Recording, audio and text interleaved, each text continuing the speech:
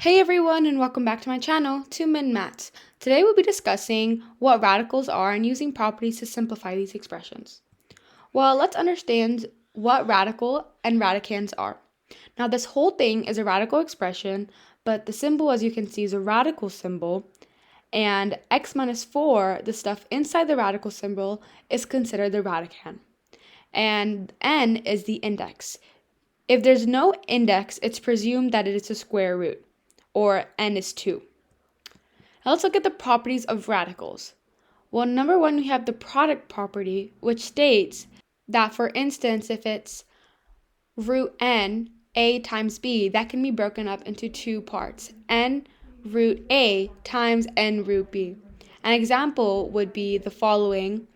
Cube root of 4 times cube root of 2 could just be fully cube root of 4 times 2, which equals cube root of 8.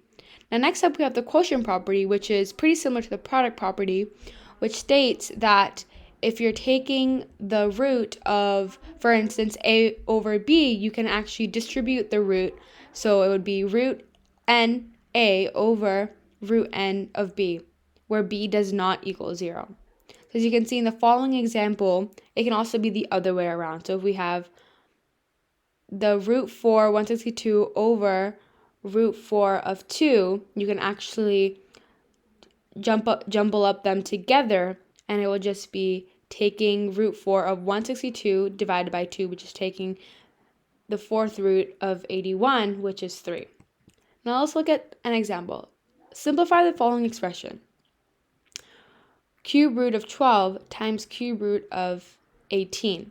Well, we can actually use a product property to solve this by putting the two together since they have the same root. It's important to remember that you can only do this if they have the same root. So now you have the cube root of 12 times 18, which is equivalent to the cube root of 216, which is 6. Now let's understand what it means to have a radical in simplest form.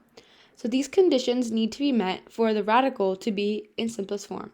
No radicands have perfect n powers other than 1, and no radicands contain fractions, and no radical sign appears in the denominator of a fraction. If the last two conditions aren't met, they can be met by rationalizing the denominator, which is a topic that we will be discussing in the next video. Hope this video helped. Comment down below any other math topics you want me to review. Thank you!